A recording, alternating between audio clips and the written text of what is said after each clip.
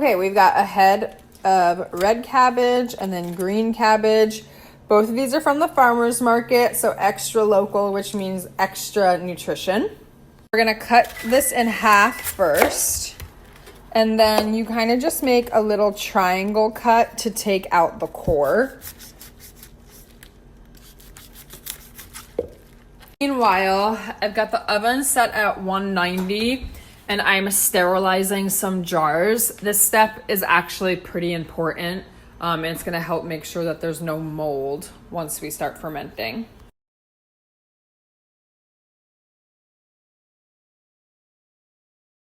Cabbage has been finely chopped and we're just keeping them separated because they don't get along. Just kidding, just because we're gonna make two different kinds of kraut. The next step is to add a high quality salt. We like Celtic sea salt. You can also use a Himalayan sea salt, like a pink sea salt, but it's really important that it has minerals because that's just gonna add more nutrients. I usually eyeball this part, but I'd say we add in about a tablespoon or two. Just gonna plop that on top. The next step is the fun part. You literally just start massaging that salt into the cabbage.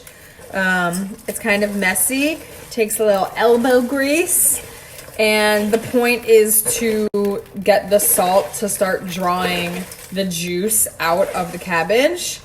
The more you massage it, the faster it'll happen. You can also just kind of mix it and incorporate it in and then like throw a towel over it and let it sit for a while. And yeah, we'll show you that the next step looks like, or when we're ready to move on to the next step. Okay, so you can see that this is looking super drippy. When you squeeze it, there's all that liquid coming out. This is ready to go into the jars.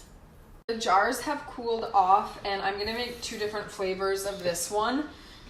So one of them is gonna be spicy. We'll start with the one that's not. So you're just gonna take a handful, plop it into the jar, and then you're just gonna smush it down. It's hard to tell in this jar because it's covered with this label, but you wanna just pack it down as much as possible.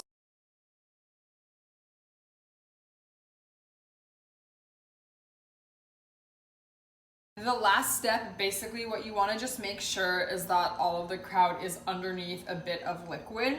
So if you come close here, look close, you can see that this is kind of watery.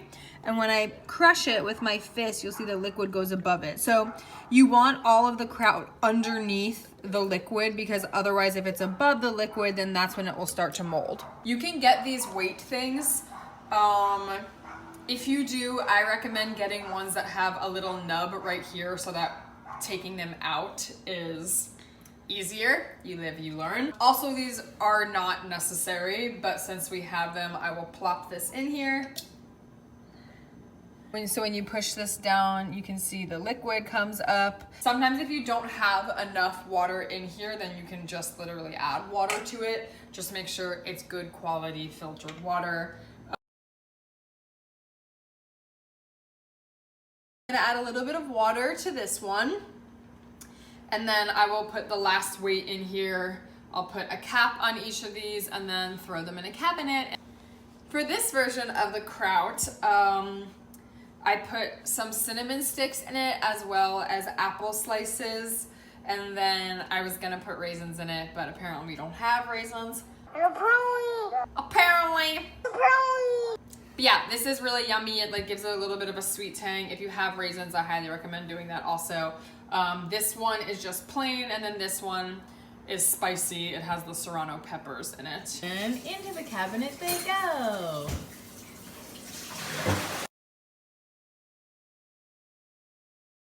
The hardest part of all of this, honestly, is just knowing when it's done. The good news is that you kind of can't mess up ferments. For us, I put all of my kraut in that cabinet for about a week, and then after that I put it in the refrigerator. The warmer it is, the faster something will ferment, and of course then the colder it is, the longer amount of time it takes to ferment. So you have to kind of judge it depending on what your environment is like.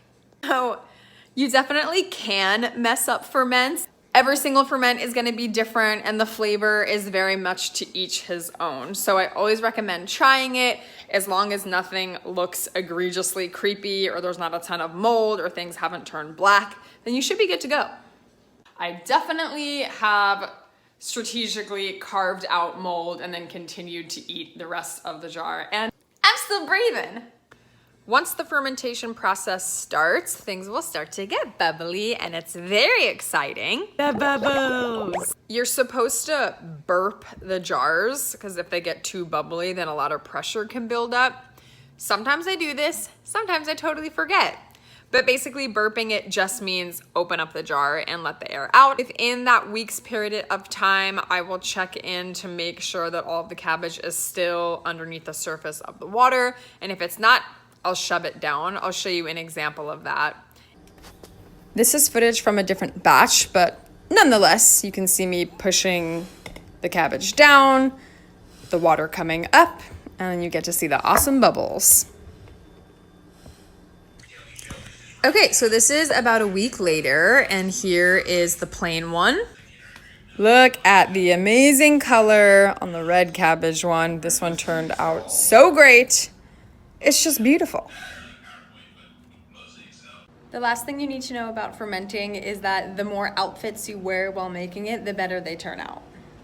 But seriously, the sauerkraut almost never goes bad as long as you keep it in the refrigerator, so you'll be able to enjoy it until the very end. Hope you guys enjoyed this video in this time of quarantining. It at least gave you something to do for about 6 minutes. And let me know if you actually try this.